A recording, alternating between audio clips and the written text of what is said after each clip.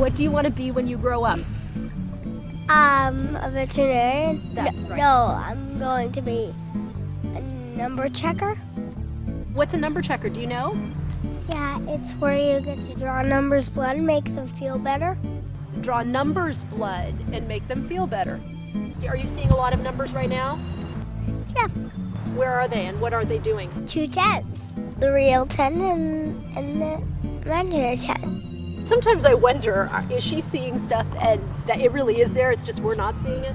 Is that what's happening, Jani? Yeah. I don't know. My 2 hopes for Jani are very simple. I want her to be alive, and I want her to be able to find moments of happiness in the day. Even if every day isn't always happy, that she can find some happiness.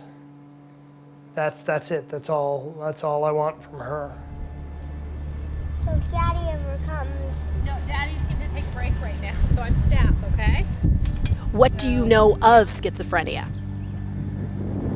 It makes you have imaginary friends. It makes you have imaginary friends.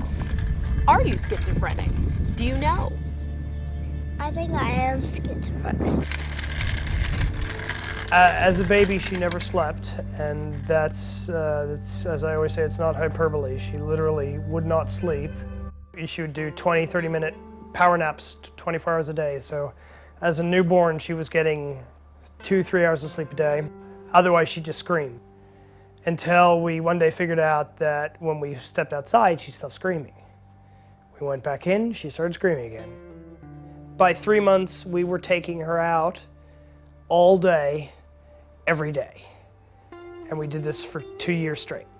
One place wasn't enough. It's like her mind was a sponge. We'd go somewhere, she'd absorb it, she'd grow bored with it, and then we'd have to move on to the next place. So we might go to the zoo, a play area, and Barnes & Noble play area all in the same day. At 2, she started to talk about what we thought were imaginary friends. Why? The first one to appear was 400 the cat, and she would just play with 400. We didn't think too much of it. Oh, I know what she needs. You need a Thorazine, Jani. The medication, the Thorazine, for every delusion that the Thorazine kills, another one comes to take its place. And Jani's unwilling to let go of the good ones because they're her friends. She had always been very, very social because, of course, we were out all the time. But then, right around her 3rd birthday, she started to become antisocial. She would scream at people if they called her January. She would tell her friends that she didn't want to play with them anymore. At one point, she had probably as many as 20 or 30 friends, and they just, slowly all dropped away. And the number of imaginary friends kept growing and growing and growing. And then at 5, the violence began. She began hitting, kicking, biting, throwing shoes. When I would say that she would hit, these weren't like tantrums. The impact of her blows was like she was fighting for her life.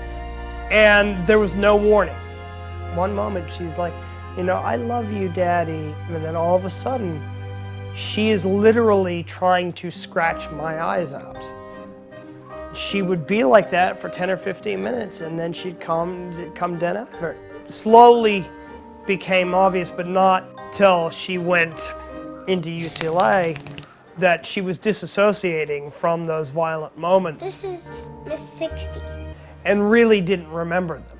She knew that she'd done something wrong, but she didn't know what. She was 5 years old, and he was born, and she was running around the hospital going nuts before any medication. I grabbed her. I just grabbed her and put her on my lap. And she turned to somebody who was not there and said, "Ooh, she's not pregnant anymore," in that kind of a voice. And it kind of freaked me out. I'd never heard her talk like that. I'd never heard her talk specifically to like somebody else. We knew she had all the imaginary friends, but it didn't quite, it started to sort of add up, basically. But we did take her to a psychologist because it got to the point where we couldn't live with her. All right, sweetie, how are you doing? Pooty. How are you doing? Pooty. You ready to go swimming? Buddy.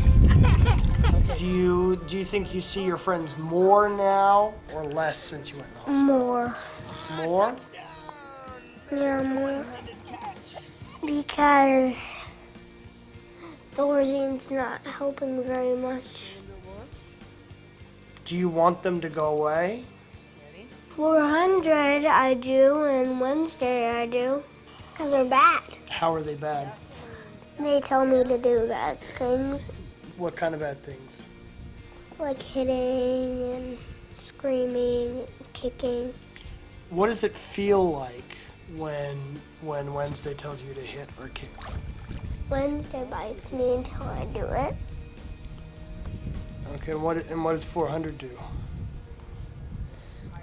She scratches She scratches. because she doesn't know how to hit. Originally, we had a 2-bedroom apartment in this complex. Keeping Jani from hurting Bodhi was a 24-hour-a-day job. So we traded in our 2-bedroom for 2 1-bedroom apartments.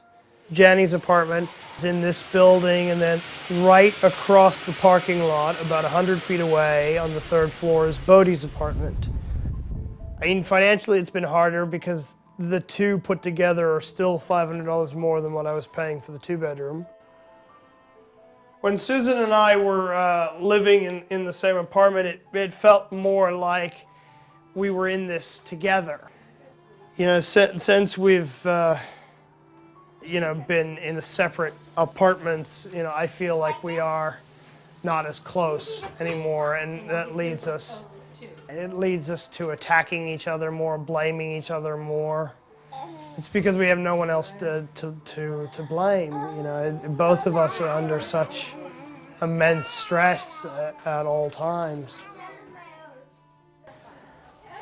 I wish she could have had more of a childhood than she has had, but her illness took that from her.